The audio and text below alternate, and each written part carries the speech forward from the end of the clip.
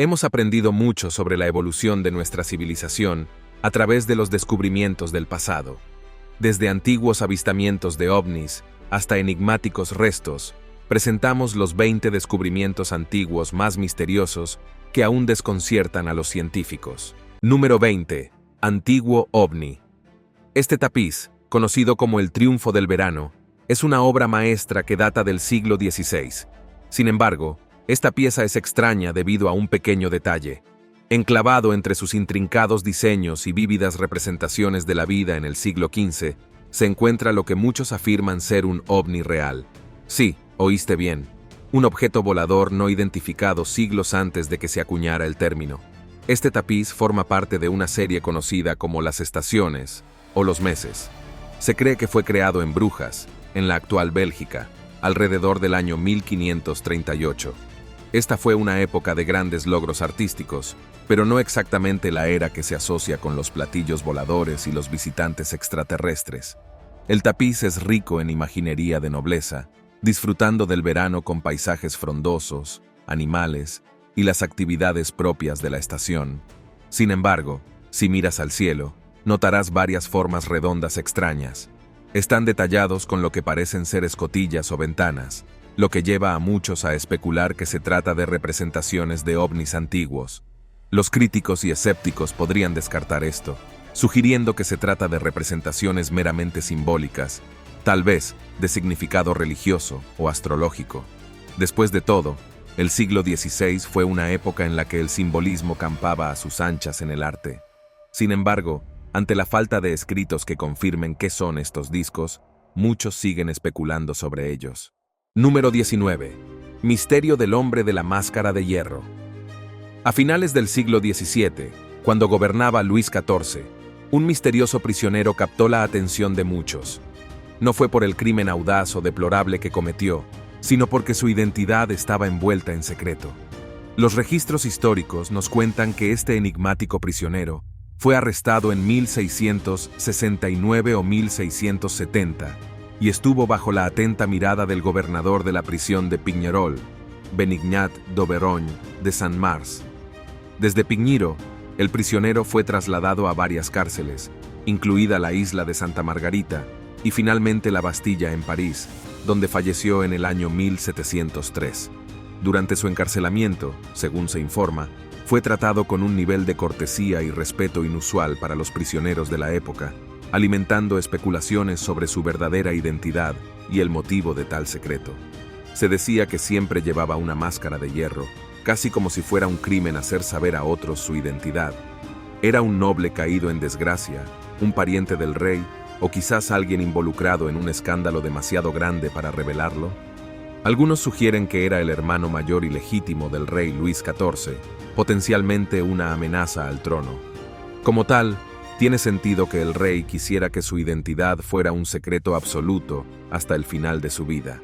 Sin embargo, otros teorizaron que podría haber sido un oficial militar importante que sabía demasiado para su propio bien.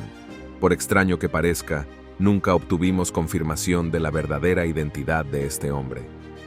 En los tiempos modernos, la intriga que rodea al hombre de la máscara de hierro no dio lugar más que a creaciones ficticias que él inspiró.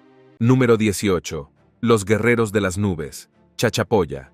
Los Chachapoya, o simplemente los guerreros de las nubes, son una cultura que prosperó desde alrededor del año 800 después de Cristo hasta mediados del siglo XV en una región conocida por su terreno accidentado y densas nieblas. Quizás contribuyendo a su apodo, estas personas construyeron una magnífica fortaleza en una colina que domina el valle de Okumamba. Conocido como Cuelap, este enorme complejo de piedra está rodeado por imponentes muros y contiene más de 400 edificios y a menudo es aclamado como una de las estructuras más grandes construidas durante el período.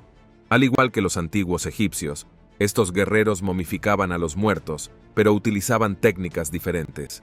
Los Chachapoya momificaban a sus muertos y luego los colocaban en sarcófagos meticulosamente elaborados para parecerse al difunto, algunos adornados con rostros inquietantes. En lugar de ser enterrados, los sarcófagos se colocaron en rincones inaccesibles en paredes escarpadas con acabados en acantilados. Hemos encontrado registros escritos de otras civilizaciones y, sin embargo, El pueblo chachapoya no dejó nada más que sus momias y la increíble fortaleza que construyeron. Cuando llegaron los españoles en el siglo XVI, los chachapoya ya estaban en declive. Los incas, impresionados por el espíritu guerrero de los chachapoyas, los alistaron como soldados en su ejército. Cuando los europeos llegaron a sus tierras, los chachapoya, que no tenían inmunidad a las enfermedades traídas por los forasteros, sucumbieron a la viruela. El colapso de su sociedad bajo el peso de la conquista y la enfermedad dejó a los chachapoy sumidos en el misterio. Gran parte de lo que sabemos sobre ellos proviene del registro arqueológico y de los relatos de los primeros cronistas españoles, quienes a menudo eran sesgados o incompletos en sus descripciones. Como resultado, la chachapoya sigue siendo una de las civilizaciones más enigmáticas de la antigua América. Número 17. El pilar colgante de Lipakshi. Ubicado en la antigua ciudad de Lapakshi, en el estado sureño de Andhra Pradesh, India, es el templo de Lapakshi. Este templo, dedicado a Virabhadra, es nada menos que increíble. Y sin embargo, lo que más llama la atención de la gente es un pilar extraño que cuelga del suelo. Los visitantes suelen pasar objetos como ropa y hojas de papel debajo del pilar, lo que demuestra que no toca el suelo. Esto ha llevado a muchos a preguntarse cómo los arquitectos lograron esta hazaña. ¿Fue intencional o el pilar se asentó en su posición actual? Con el tiempo, los expertos especulan que el pilar podría haber sido una creación deliberada, ya sea para mostrar su inmensa habilidad o con un propósito estructural deliberado. Sin embargo, la leyenda supuestamente explica por qué este pilar se eleva por encima del suelo. La historia cuenta que en el siglo XIX, un ingeniero británico intentó descubrir el secreto detrás del mecanismo de soporte de los pilares. Según se informa, su intromisión desplazó ligeramente el pilar, pero en lugar de colapsar, la estructura se mantuvo firme, aunque con el pilar colgando de manera un poco más llamativa. Se dice que esta intervención provocó un ligero cambio de alineación en la estructura del templo, y por eso, hasta el día de hoy, el pilar colgante sigue siendo un completo misterio. Número 16. La misteriosa figura de Tisa, Surnavas. Ubicada cerca del pueblo de Surnavas en Dorset, Inglaterra, es una figura de Tisa grabada en el suelo, conocida como Surnavas. Esta figura tiene una impresionante altura de 180 pies y está tallada en la ladera de Tisa. Aunque esta figura se hizo famosa, su origen y propósito siguen siendo un misterio. Las estimaciones de su edad varían enormemente. Algunos sugieren que podría tener más de 1000 años, mientras que otros argumentan que podría ser una creación mucho más tardía, del siglo XVII. A pesar de numerosos estudios, las respuestas definitivas siguen siendo difíciles de alcanzar, lo que aumenta el enorme atractivo enigmático. Existen muchas teorías sobre quién creó este gigante y por qué. Una creencia popular es que representa a Hércules, una figura de la mitología romana, que vincula al gigante a un ritual pagano o culto a la fertilidad. Esta teoría se ve reforzada por la proximidad del gigante a un monasterio medieval en Surnavas, lo que sugiere que la figura podría haber sido parte de antiguas prácticas religiosas anteriores al propio monasterio. Otra teoría sugiere que la figura fue tallada en el siglo XVII como una parodia de Oliver Cromwell, comparándolo con un tirano o un tonto. Sin embargo, la falta de referencias contemporáneas al gigante de esta época pone en duda esta explicación. Sin embargo, en los tiempos modernos, la gente le dio otro significado a esta enorme figura de Tisa. Hoy en día, esta cifra se ha asociado con la fertilidad. Es común ver a parejas visitar la figura y dormir sobre ella durante la noche, creyendo que este ritual mejorará sus posibilidades de concebir. Número 15. Inscripción de Shugborough. Ubicado en los terrenos de Shugborough Hill, en Staffordshire, Inglaterra, se encuentra el monumento a los pastores, una figura que contiene una de las inscripciones más misteriosas del mundo. La inscripción fue encargada en el siglo XVIII por Thomas Anson y completada en 1748. En esta piedra hay grabados varios, enmarcado entre las letras D y M. A día de hoy, nadie conoce el significado de esta inscripción. Algunos sugieren que es una dedicación sincera, mientras que otros creen que apunta a la ubicación del Santo Grial. Sí, estábamos hablando de la copa legendaria de la mitología cristiana. Mientras tanto, otros creen que las letras D y M representan Dismanibus, una dedicación común a los dioses romanos del inframundo, a pesar de los esfuerzos de algunas de las mentes más brillantes, incluidas las de Bletchley Park. Sí, el famoso descifrador de códigos de la Segunda Guerra Mundial. La respuesta a este código se nos escapa. Una teoría popular vincula la inscripción con el priorato de Sion, un grupo secreto con supuestos vínculos con la preservación del linaje de Jesucristo y María Magdalena. Sin embargo, la credibilidad de esta teoría es muy debatida, y muchos expertos la descartan como materia de mitos modernos más que como un hecho histórico. Entonces, si te gustan los códigos y disfrutas de codificarlos, quizás puedas probar esto. Número 14. Registros faltantes del Éxodo. Los antiguos egipcios eran famosos por mantener registros detallados de todo lo que consideraban importante. Dicho esto, surgió una pregunta. ¿Por qué no se han descubierto escritos sobre el Éxodo? Para los no iniciados, y que no están familiarizados con la Biblia cristiana, la historia del Éxodo habla de la liberación de los israelitas de Egipto bajo el liderazgo de Moisés. Y sin embargo, no hay ninguna mención de un acontecimiento tan significativo en los registros egipcios. Ahora bien, existe una teoría obvia sobre por qué esto es así. Por un lado, el suceso del Éxodo, si ocurrió como se describe, podría haber sido visto como una vergüenza nacional para Egipto. Tiene sentido que los funcionarios de la época condujeran a una omisión deliberada de los registros oficiales. Los faraones estaban interesados en presentarse como dioses en la tierra, invencibles y eternos. Admitir una derrota o un éxodo masivo bajo la presión divina de un dios extranjero difícilmente encajaría en esta narrativa. Sin embargo, otros creen que el evento podría haber involucrado a un grupo más pequeño de personas de lo que sugiere la narrativa bíblica, lo que posiblemente lo hace menos significativo que el gran esquema de la historia egipcia, y es menos probable que sea registrado. A pesar de estas teorías, otros creen que todavía tenemos que encontrar evidencia tangible del evento del Éxodo. Número 13. Los elefantes de Aníbal. Aníbal Barca es una figura histórica de renombre. Fue el general cartaginés que luchó durante la Segunda Guerra Púnica del 218 al 201 a.C. Aníbal era conocido por su brillantez estratégica y tácticas militares, pero lo que llamó la atención de los historiadores en esta batalla fueron los elefantes utilizados por Aníbal Barca. Alrededor del 218 a.C., Aníbal emprendió una peligrosa misión para unir fuerzas con aliados antirromanos. Dirigió un ejército de 100.000 soldados y con él estaban 40 elefantes de guerra. El origen de estos animales es un misterio. Número 12. Las tablillas de Tartaria. Las tabletas de Tartaria son hallazgos extraños descubiertos en 1961 cerca del pueblo de Tartaria en Rumania. Estas tablillas, que constan de 3 piezas de arcilla, están inscritas con una variedad de símbolos, figuras y potencialmente protoescrituras misteriosos.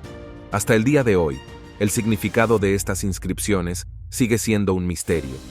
Los símbolos grabados en la arcilla son variados y comprenden formas geométricas abstractas, figuras de animales y lo que parecen ser formas humanas rudimentarias. Algunos estudiosos sugieren que estos símbolos representan una forma de protoescritura, un precursor de un sistema de escritura completamente desarrollado.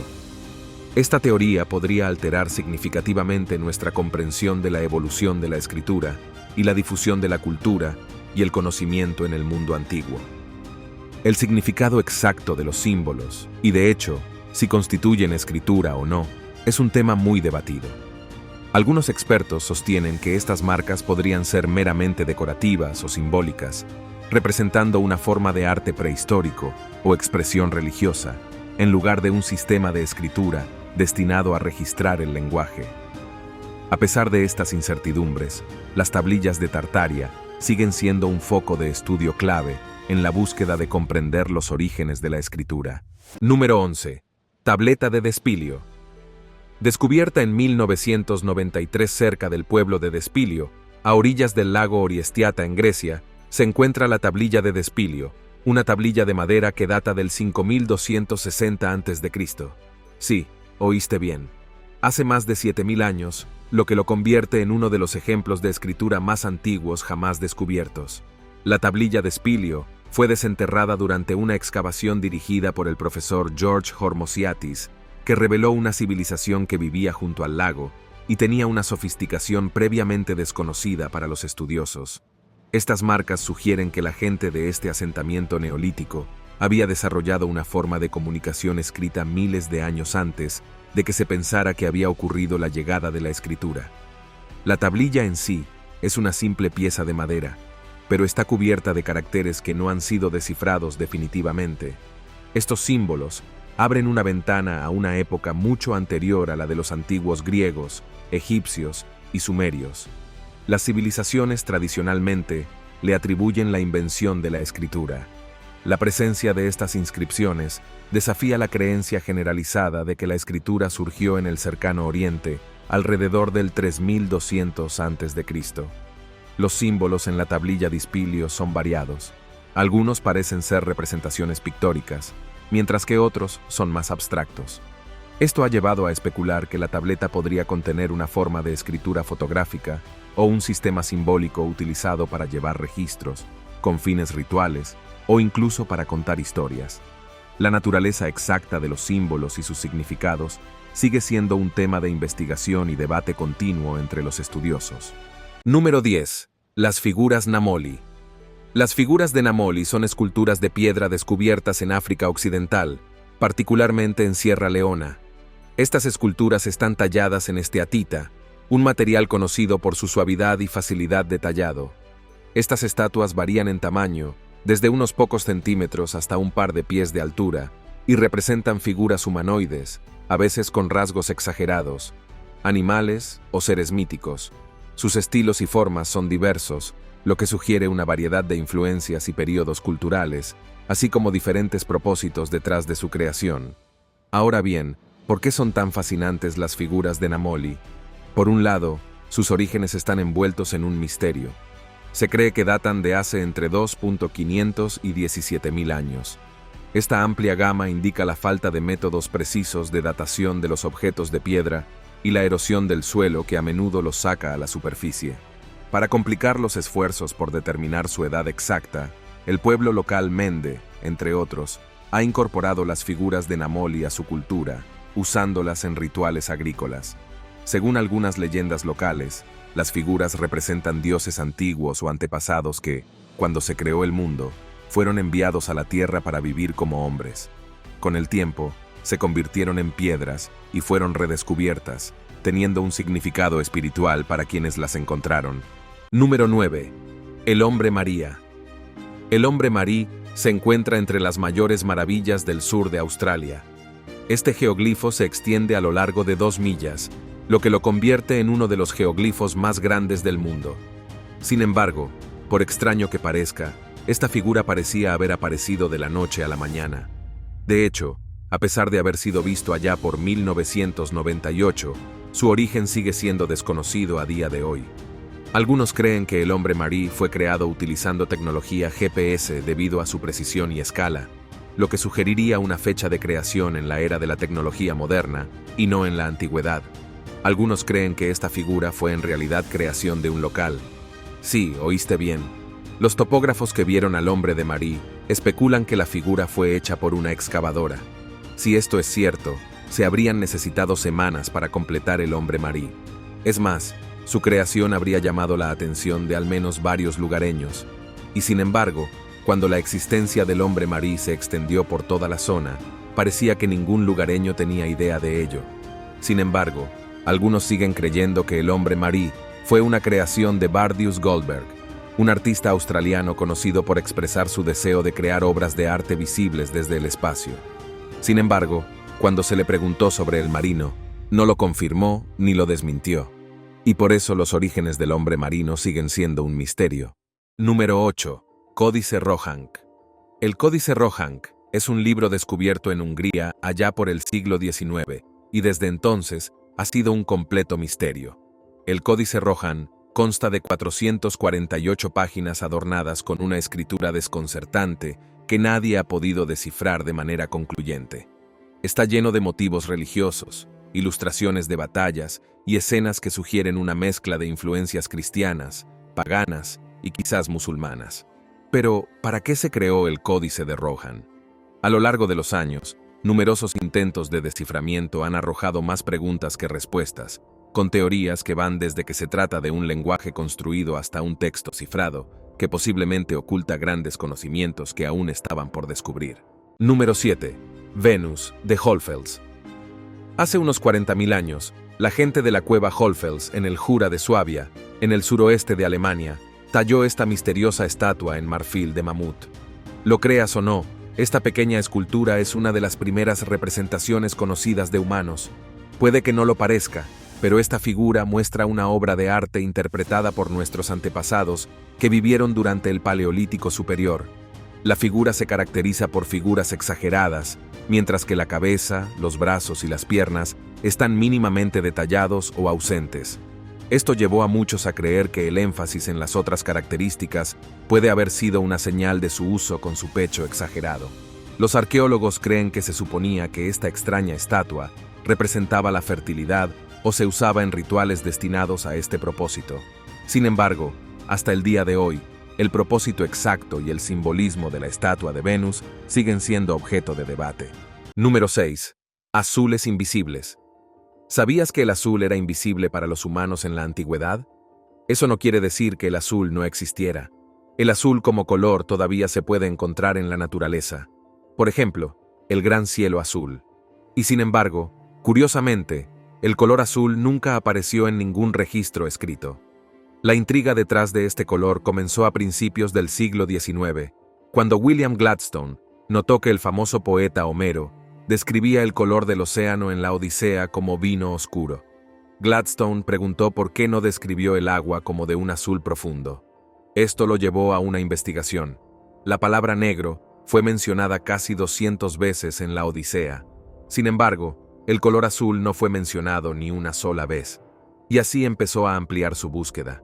Estudió antiguos cuentos islandeses, el Corán y el folclore hindú y chino. También estudió una antigua versión hebrea de la Biblia. Tal como sospechaba, el color azul nunca fue mencionado. Ahora bien, esto llevó a algunas teorías de que tal vez los ojos de los pueblos antiguos no podían percibir ni ver el color azul. ¿Pero es ese el caso realmente? Si bien esta es una posibilidad, existe otra explicación más aceptada. El quid de la cuestión podría estar en el lenguaje y la descripción de muchas culturas antiguas.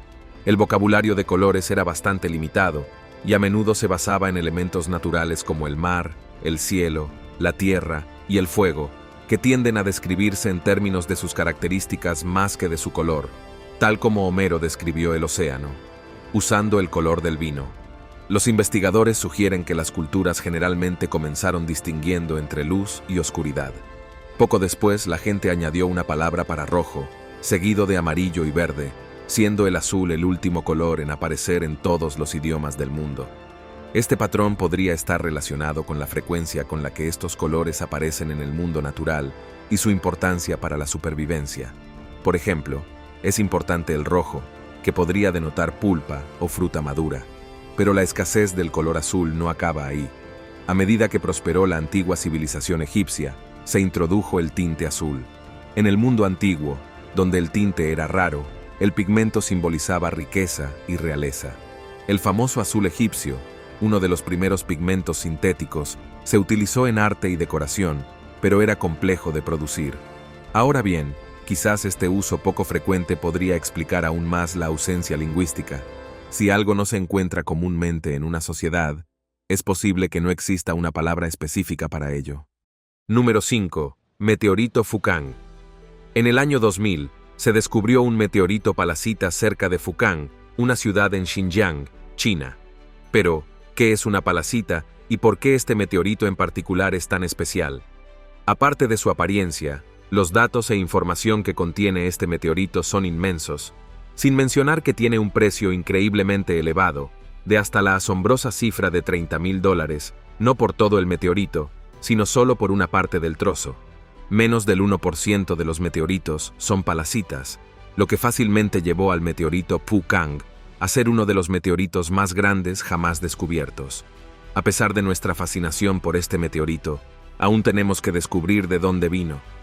Los científicos especulan que se originaron en el límite de un asteroide derretido, pero conocer el lugar exacto de nacimiento de las rocas espaciales palacitas podría impulsar aún más nuestro conocimiento científico. Número 4. Animación maya. ¿Sabías que los antiguos mayas conocían la animación? Pero probablemente no sea la misma animación en la que estás pensando. La civilización maya, conocida por sus avanzados conocimientos en escritura, astronomía y arte, prosperó en Mesoamérica durante miles de años. La animación era solo una de las muchas cosas en las que se especializaban.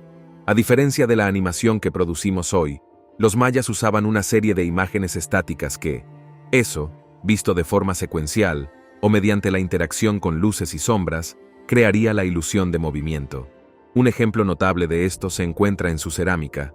Los mayas crearon vasijas que presentaban una serie de imágenes alrededor de la circunferencia que representaban figuras en diferentes etapas de movimiento. Cuando se giraba o giraba la olla, estas figuras parecían moverse, simulando acción. Esta técnica es similar a un zoótropo, un dispositivo que produce la ilusión de movimiento mostrando una secuencia de dibujos o fotografías que muestran fases progresivas de ese movimiento. Otra forma en que los mayas incorporaron la animación a su cultura fue a través de sus diseños arquitectónicos. Ciertas estructuras fueron construidas para interactuar con la luz natural de maneras específicas. Por ejemplo, durante los equinoccios, el juego de luces y sombras en los escalones de la pirámide de Kukulcán en Chichén Itzá crea la ilusión de una serpiente deslizándose hacia abajo por la pirámide. Este efecto, conocido como descenso de Kukulcán, puede verse como una forma de animación ambiental, donde el movimiento se crea por la interacción entre la estructura y la posición del sol. Esto demuestra que los mayas fueron verdaderamente una civilización magnífica. Número 3. Casco con cuernos, de Enrique VIII. La mayoría de la gente ya ha oído hablar de Enrique VIII, una figura popular de la historia.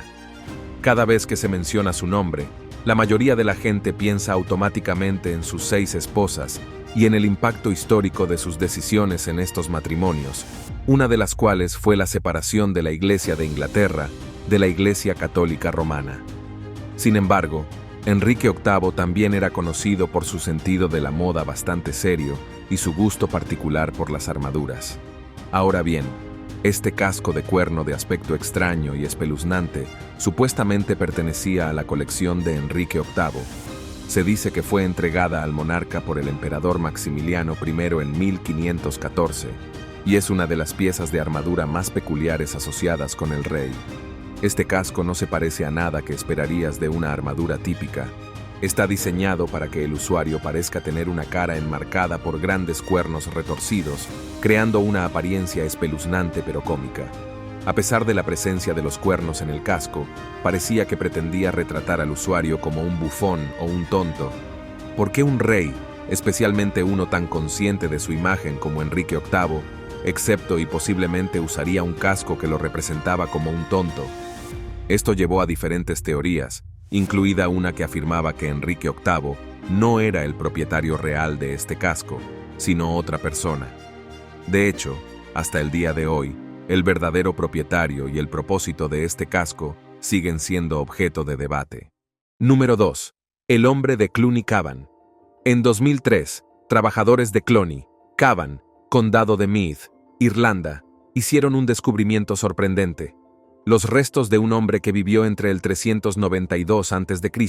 y el 201 a.C. Sus restos estaban tan bien conservados por el ambiente frío, ácido y libre de oxígeno de las turberas, que la gente asumió que había fallecido recientemente. Sin embargo, cuando se estudiaron los restos del hombre, los arqueólogos comenzaron a plantear preguntas. La investigación de los restos reveló que el hombre tuvo un final bastante brutal, y muy probablemente fue una ofrenda para un sacrificio ritual. Esta práctica no era exactamente infrecuente en la Europa de la Edad del Hierro. Con un traumatismo contundente en la cabeza y la nariz destrozada, solo podemos suponer que el hombre de Cluny Cavan no vivió una vida fácil. Lo extraño, sin embargo, es que estaba inusualmente bien cuidado. El hombre clon de Cavan se destaca por su peinado distintivo. Los análisis revelaron que su cabello estaba peinado con un gel elaborado con aceite vegetal y resina de pino, una sustancia que probablemente provenía del suroeste de Francia o España. Desafortunadamente, solo pudimos estudiar lo que quedó del hombre clónico de Cavan. Solo podíamos especular sobre el significado de su cabello increíblemente bien cuidado y por qué fue elegido como sacrificio humano. Número 1. Los amantes de Hassanlu. En 1972, los arqueólogos del sitio de Tepe Hassanlu en Irán descubrieron algo que tocó los corazones de muchos dos esqueletos enterrados juntos en un abrazo amoroso. Desde entonces, estos esqueletos han sido llamados los amantes de Hassanlu. Los arqueólogos creen que estos amantes vivieron alrededor del año 800 a.C., durante la Edad del Hierro. Poco después del descubrimiento de sus restos, su historia se volvió sensacionalista, y muchos tejieron historias sobre sus vidas pasadas y la fuerza de su conexión, eligieron ser enterrados y se abrazaron. Y sin embargo, recientemente, una pregunta planteó este descubrimiento. ¿Los arqueólogos confundieron el género de estos esqueletos? Para muchos, estos esqueletos, abrazados e incluso como si estuvieran a punto de besarse, pertenecían a un hombre y una mujer.